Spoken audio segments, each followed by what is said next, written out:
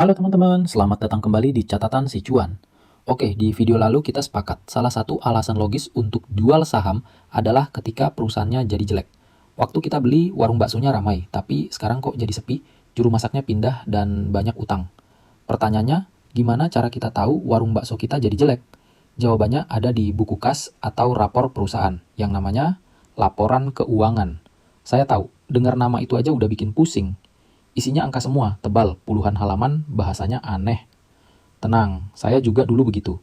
Sesuai janji saya di video lalu, saya akan ajari cara mengintip kesehatan perusahaan versi anti pusing.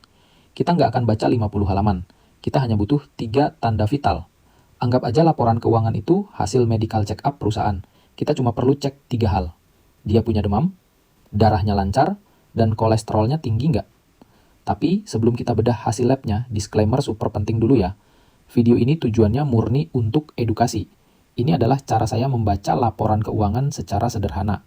Ini bukan nasihat finansial, bukan rekomendasi beli atau jual saham apapun. Selalu lakukan riset Anda sendiri atau konsultasi dengan profesional. Oke? Sip, kita lanjut. Siap? Yuk kita mulai. Hal pertama yang kita cek, perusahaan ini untung atau rugi? Gampang kan? Ini namanya laporan laba rugi, income statement. Tadi kita cuma perlu cek 2 baris paling penting di buku kasnya. 1. Pendapatan, revenue. Berapa total uang yang didapat dari jualan bakso? 2. Laba bersih, net profit.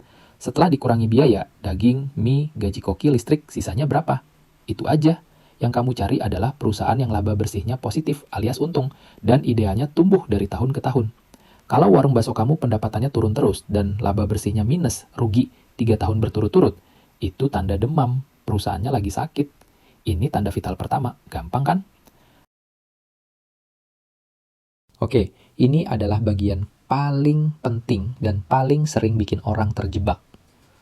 Misal, warung bakso kamu bilang, "Bos, kita untung 100 juta tahun ini." Wah, seneng dong. Tapi pas kamu cek dompetnya, kok uangnya nggak ada? Kemana? Ternyata untung 100 juta itu 90 jutanya masih di catatan. Masih diutang sama pelanggan yang pesan catering tapi bayarnya 3 bulan lagi. Nah, untung di kertas, laba bersih beda dengan uang di dompet, uang kas. Tanda vital kedua yang kita cek adalah laporan arus kas, cash flow statement. Khususnya arus kas dari operasi, operating cash flow. Gak usah pusing sama namanya. Anggap aja ini adalah aliran darah perusahaan.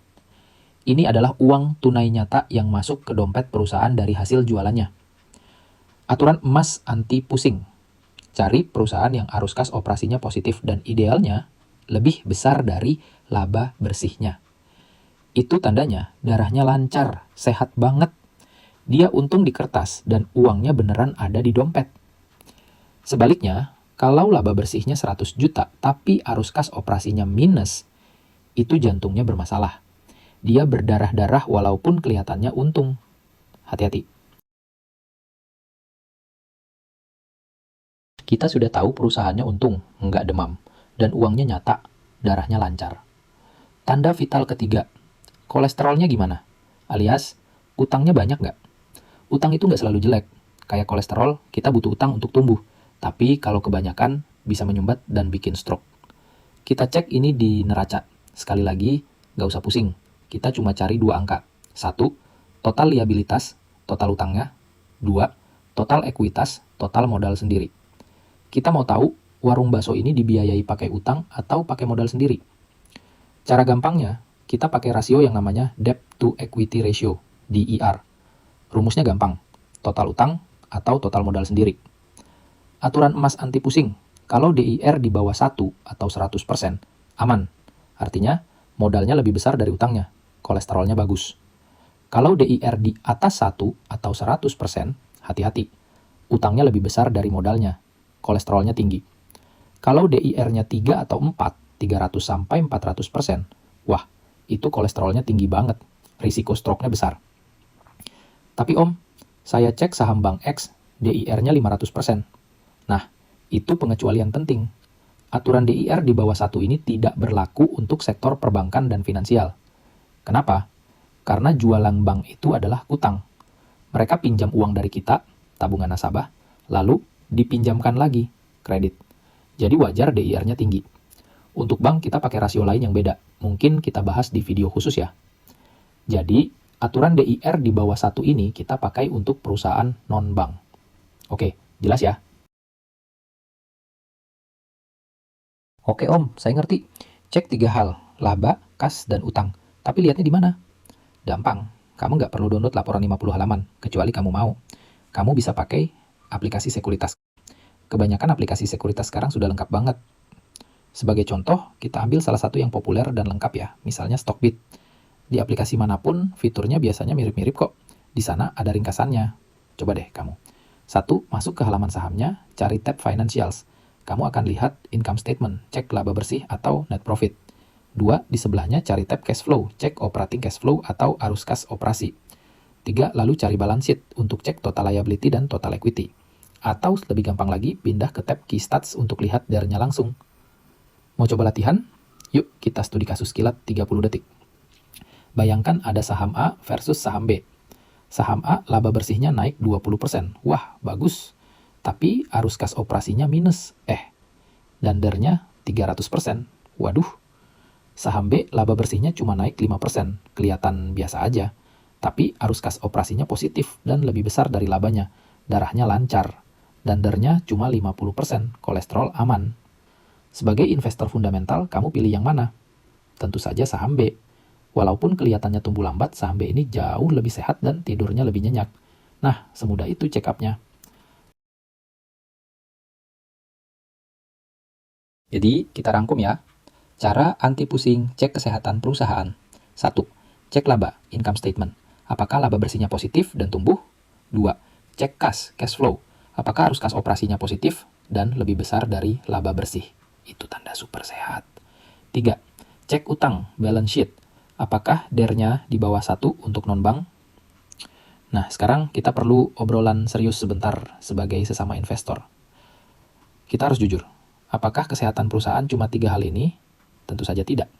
Seiring kita belajar, kita akan sadar bahwa ada banyak faktor penting lainnya, seperti seberapa efisien dia mengubah modal jadi untung, ROE, seberapa kuat benteng pertahanan bisnisnya atau moat, seberapa jujur manajemennya, dan masih banyak lagi. Tapi, kita tidak mungkin belajar semua itu sekaligus. Kepala kita bisa meledak. 3 hal yang kita pelajari hari ini, laba, kas, utang, adalah filter gawat darurat terpenting. Anggap saja ini saringan pertama.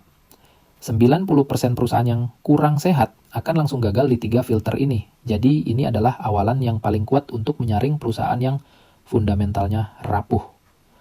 Kalau jawabannya iya untuk ketiga ini, selamat. Kamu sudah menemukan warung bakso yang lolos filter pertama. Dia sehat, gak demam, darahnya lancar, dan kolesterolnya aman.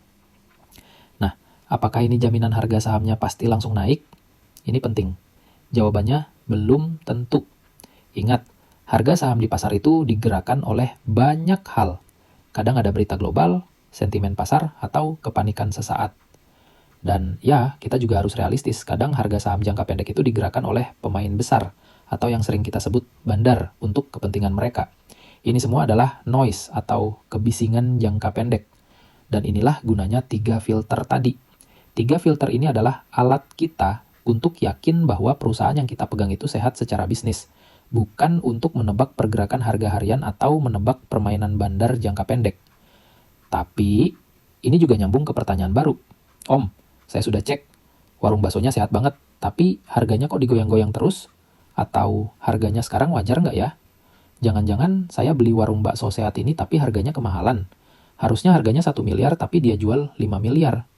Nah, itu namanya valuasi. Di video selanjutnya, setelah kita tahu cara cari perusahaan sehat, kita akan belajar cara cari perusahaan sehat yang harganya murah. Kita akan belajar mencari diskon di pasar saham. Makanya, jangan lupa subscribe dan nyalain loncengnya biar nggak ketinggalan trilogi fundamental ini. Dan satu hal lagi, teman-teman, saya tahu ini kedengarannya banyak. Laba, kas, utang, nanti di video depan ada valuasi. Mungkin sekarang kepala kamu agak pusing. Itu wajar, tapi percaya sama saya. Dengan kamu nonton video ini sampai selesai dan kamu paham intinya, cek laba, cek kas, cek utang, kamu sudah jauh lebih pintar daripada 90% orang di luar sana. Investasi itu adalah perjalanan, bukan lotre sekali menang. Ini maraton. Kuncinya adalah kemauan kamu untuk belajar satu hal baru setiap hari. Pelan-pelan, satu persatu, kamu pasti bisa. Semangat terus ya.